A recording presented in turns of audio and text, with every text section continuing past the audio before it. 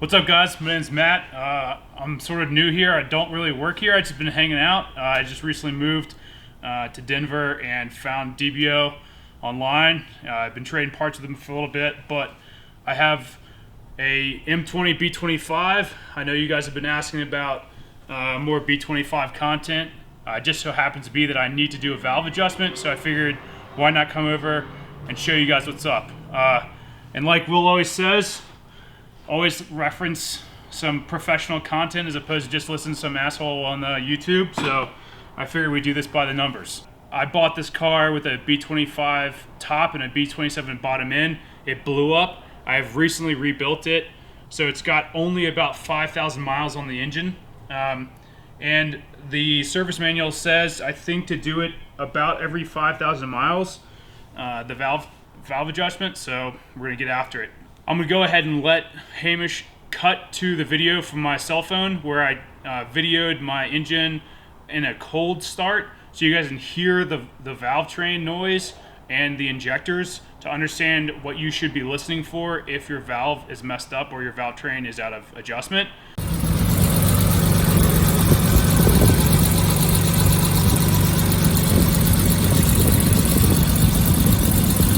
Cold start, cold run. Not up to the operating temperature. You can hear the clicking.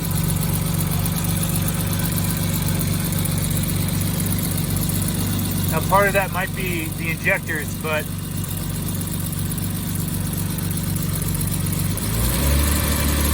you can hear right there, the sewing machine. And then naturally it will sound different when it's warm. Since I drove over here for like 20 minutes, I need to let it cool. So there's a handful of things that we need to do according to the manual. The first thing we need to do, if you go to, in your Bentley manual, it says in 4.4, it is the valve adjustment. So I'm gonna go literally by the numbers. I also happen to print out some E30 zone guidelines. So there's also just two different things we're looking at. So I'm gonna literally go by those. Click the link in the description for the E30 zone content. The first thing we need to do is remove the cylinder head cover. So that's a bunch of 10mm bolts. So I've already started to remove them here. So I'm gonna go through and remove them now. We'll go ahead and just fast forward through that. Obviously there are a decent amount of studs versus bolts in the cylinder head. So highly recommend you have a deep socket and shallow socket, as well as a 10mm wrench. So just slowly taking these bolts off and these nuts when applicable. So I figure while I'll be doing this, I'll talk a little bit about the background of this car. I bought this when I was in Virginia. I first bought a E28 one weekend and went to go autocross it the next, and I bought it for like 2,500 bucks. And it was an awesome M30, you know, the torque monster. I was on the track and some old man came over to me afterwards. He's like, dude, you got some weird wheel hop. You should come over to the shop next weekend and we'll should check it out.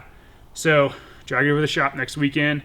We threw up on the lift, and my entire body around the subframe was rusted out. And so, oh man. Yeah, exactly. The first car I owned, I just convinced my wife to drop $3,000 to let me track that season, and I bought a fucking lemon. I was devastated. I didn't even know what a parting out was. I was like freaking out on what I was gonna do with this car. Found out what parting out was, and then I ended up parting it out. And thank the Lord there's an IS with true sports seats, and I made about $4,000 on the part out. So, nice. Yeah, I was very lucky. Then I spent a lot of time finding an E30. I bought this E30. The guy before me bought a lot of new parts, but he also took a lot of junkyard parts. He put a B27 in the bottom end. The thing he failed to do, though, was put in new bearings in the bottom end. And so the first track event I took the car to, I spun a bearing because of oil starvation. So awesome. I just like batting 1,000 on destroying cars. Went to go look for another B25 engine. I couldn't find one. I had to buy a car to part it out. I then had this engine built by a race shop, specifically Abacus Racing in Virginia Beach. tracked it a couple more times, but then moved out of the country, and so I'm back, and I need to do some maintenance. So here we are. So another thing we had to do for the valve train is remove this plug. So I've already pulled out all my wires. I have the benefit of having this OEM like part that organizes the wires, so you have to just be cognizant of which plug or wire goes to what plug. Because I have this, I don't have to label it, so I'm sort of utilizing this. But if you don't, make sure you label your wires. So now that I've removed the bracket and I've unplugged the vacuum line right here, I can just go ahead and pull off the valve cover. Oops, I'm missing a bolt.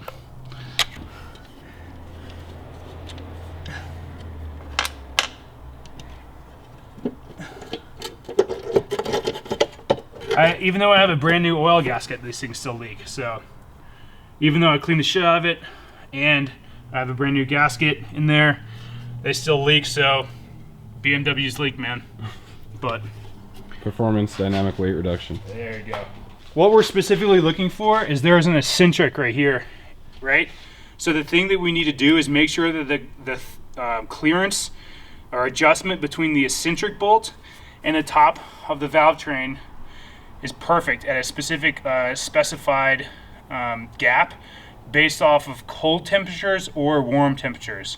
If we go to the next page, in our Bentley manual, it specifies, right, for a warm engine, specifically 176 degrees Fahrenheit, we need a gap of 0.3 millimeters or 12 thousandths of an inch. For a cold engine, so I'm making sure it's cold, and we're going to check the temperature in a second, I need 0.25 millimeters or a tenth. So that's what we're looking for right here in the gap of the eccentric. So the next thing we have to do is we have to pull the plugs, so I don't have to fight against the plugs to easily rotate the engine. So then I can bring the camshaft to the bottom, or the lobe is pointing to the bottom. So then that's the proper way to gap it. And I'll read exactly what the Bentley manual says. All right, guys, so the next thing after I've taken apart, or taken the valve cover off, I've removed the spark plugs and put them over here. I have a wrench on the dampener bolt. So the next thing I'm gonna do, once I get the temperature down to 95, getting the camshaft and the rocker set up correctly, once that is done and it's down to 95 degrees, then I can test or check the clearances on each one of the rocker arms. So you can see right here, that lobe is up. So by cylinder, I will make sure that the lobe is pointing down on each rocker arm and then check the clearance here. I have to get over here and make sure that the lobe is all the way down. And I believe that I'm there, but I'm gonna go ahead and do one full rotation. This is pretty damn hard because I think it's in gear. And of course I have everything that's stock, so I haven't removed anything, and there's a lot of stuff down there. I still have power steering and everything, so it's not nearly as open as I would like, you know, during things like this. But you know, this is the creature comforts force you to be in a painful situation. All right, so now that I've actually rotated the camshaft around a full way again, the exhaust lobe is all the way down. So this lobe is down, which means I can now measure the threshold between the eccentric and the top. Now, dude, on the money. On the money. On the money. On the money. I can now measure cold, which is 10 thousandths of an inch. And you can look at my feeler gauge. I'm at 10 thousandths of an inch. So I should be able to slide the feeler gauge right in here below the eccentric, and it should work. Come on, baby. There it goes. And you can see I can move it around a little bit. So that's good.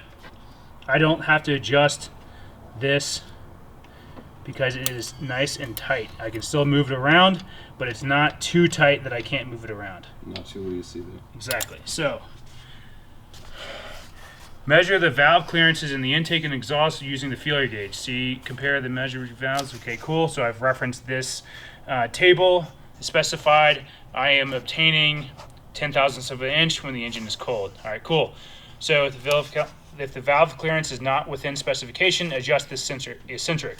So let's imagine that this valve is out. You can see that there's a hole here. I'm using a 3mm Allen key, and it sits inside the hole, and I'll use that to adjust it. So taking a 10mm wrench, I put it on the outside of the nut and loosen it.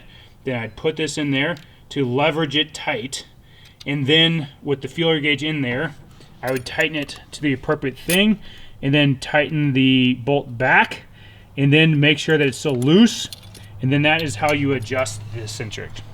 All right, so you can see I'm moving. As I move the limb, you can see like how easy it is to move, right? And you can see the eccentric moving. It might be hard to see, but now I have to press it forward. But the thing is, it still needs to be moving back and forth a little bit, right? So I can't be too terribly tight. I have to be just tight enough for it to move around. And of course, the feeler gauge is sometimes annoying because it gets in the way. So then that's tight enough. And I tighten it up a little bit because I need some resistance on the tensioner bolt to keep it from moving around. And then I'll double check to make sure righty tighty lefty loosey. Come on, baby. Yeah. You can see that my feeler gauge is moving around just a little too much. So Back it off and yeah, just ever so slight to put a little less tension on it. All right. And you can see how literally precise that you have to be and deliberate and detailed in your assessment of it being too tight or too loose. And I still feel like that's too loose. I don't know. Let's see again. Alright. I think that's as good as we're gonna get, boys and girls. Alright. Let's move on to the next one. and just rinse and repeat. Yeah, rinse and repeat, man. Purgatory, but M20 style. Yeah. So guys, talking to Will about my engine, and so I found this B25 engine out of a 90 or 91 sedan with like 300,000 miles on it. The engine is clearly really clean, and I had it built by Abacus Racing that I told you guys about earlier. But talking to Will about something, he provided some good insight about some complaints I've been having. I took it to the Canyons the other day to run pretty hard, and I've just been noticing in general some lifter tick. It might also be my injectors, but Will, go ahead and tell me what you were just telling me. So you're right, the injectors on these cars are really loud, but what I was telling him was that a lot of times what happens on these motors, especially on the higher mileage ones, so he did rebuild his motor, first of all, as he mentioned. But I could tell by the oil staining on the rockers that they reused the rockers, which means they also reused the eccentrics, which means they probably also reused the valves. And so what happens on higher mileage motors is your eccentric over, however amount of time will actually wear a groove into the top of the valve. So when you put your feeler gauge over that, even though it comes out to 10 thousandths, what your feeler gauge is doing is bridging that gap, and so you still have a couple hundred thousandths on both sides, or whatever the case may be. And so what I've done on a lot of my personal cars, unless I know the valves and the eccentrics are new, I'll usually set them honestly to 9 thousandths instead of 10 thousandths, so to kind of try to make up for that a little bit. Yeah. Obviously the ideal situation is like replace your valves, replace your eccentrics, but like we're not going to do that. Let's be completely honest. Would it be worth pulling the eccentric to see if there's that grooving on it? You're not going to see anything on the eccentric is hard, and so is the valve, but it's to microscopic degrees. Like you're not going to be able to see it with your eye, but the top of the valve will actually look here. Well, here, do it to the camera. It'll look like that, where the eccentric has been sitting right here. The outsides will be higher than the insides, and so even though you're measuring that 10 thousandths, there's still a little bit of play in it. So setting them a little tighter on really high mileage motors, in my opinion, is completely fine. But again, this is YouTube. Use our advice at your own discretion. So I recall when I had the guys build it that they just validated all the specs in the engine and the head. But, I mean, look at this. This is dark as hell. Now, Spec E30 guys do say to use the original OEM rockers because apparently newer rockers are breaking a lot more frequently than the older ones. 100% true. But to Will's point, there's no way for me to know without like checking to make sure that I like rebuilt everything. Well, and the crappy thing is that even when you check it, it's going to come out fine. Yeah. Unless you look at it at an end from a plane view, you're not going to be able to see that. You would literally have to use like, you know, a dial indicator or something like that to Yeah. actually see that play in it. But anyway, So I think I'll have to check when I get back home, read the build sheet, and see what they replaced in my head. Besides, obviously not replacing the head of the rocker arms. Right. So. yeah, the way around that is eccentrics and valves, but it's not really realistic unless you're doing a head gasket to do that. Yeah, Quite honestly, because you have to disassemble the head to get it decked anyway. So Planning on boosting this engine? not at all. I mean, Okay. I did spend like $4,000. Don't tell my wife. I hope my wife doesn't watch the video. Now you can't show her. don't worry, our audience is predominantly male, like aggressively. 99.09 or something. So don't like tell that. Beans that I spent $4,500 on this engine build alone, separate from all the parts. Could have been 4,500 yen. Yeah. You know, whatever. Planking on E30 is the new sport. Also of note, this is the biggest nightmare of a damn subframe bushing I have ever had to remove. This is a 4-hour one side subframe bushing. That was a nightmare. Adam, I hope you're pleased with your car, buddy, because that was a bitch. I'm taking a beer break. We're letting Hamish get after it. It's now tech school. Denver Beer and Tech School. So I want to rotate. Which way? So we want to push it forward. So I found that the long end works better. All right, on. I might here, It's I'm gonna scoot over to definitely the other pretty side. rough.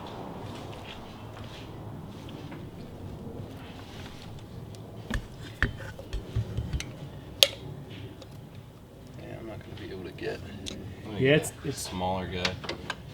That's my excuse. The wrong tools. So what I've found is I remove this for a second, Okay. get it in there. All right. Now, this is where it sucks. Yeah. Just planning the Titan at the same point. Yeah, you should be. All right. Feels. It's And- pretty swift. All right, cool. So you feel like you can move it around okay, but it's like sort of tight. Yeah, it's pretty tight. Cool. You want to give that a feel? Yeah.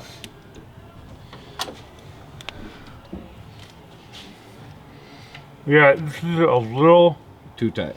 too tight. So this is what sucks, you know. You guys. It's objective. Yeah, right? it is objective, or subjective. Yeah. Subjective. Objective insinuates that it's an absolute. When you're feeling, Subjective is to the person. yes. Okay.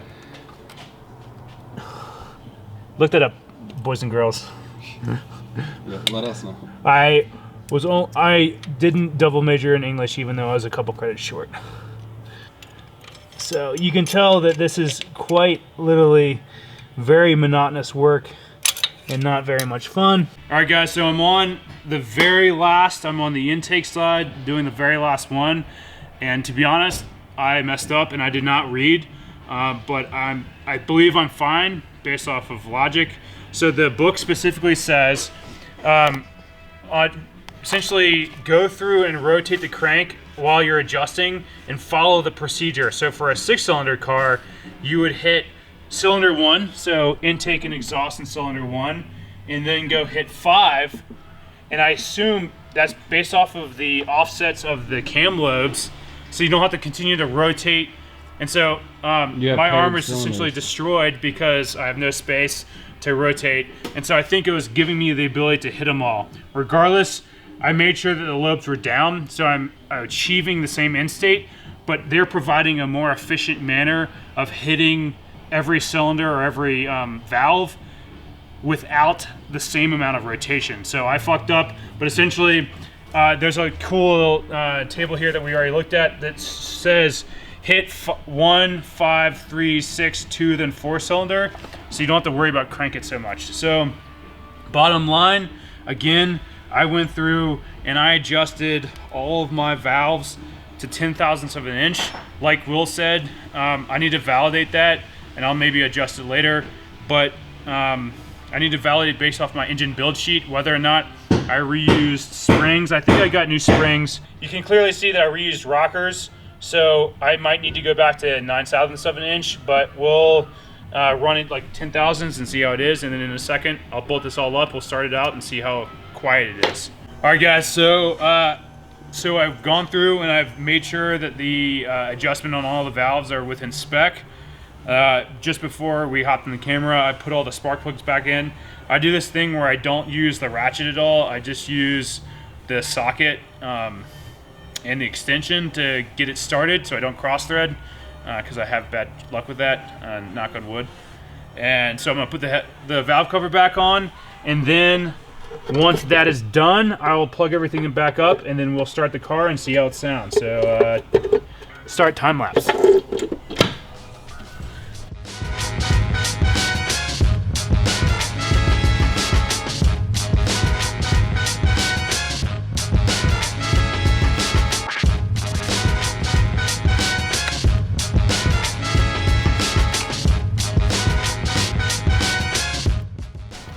You ready? All right, you ready? Let's hear it.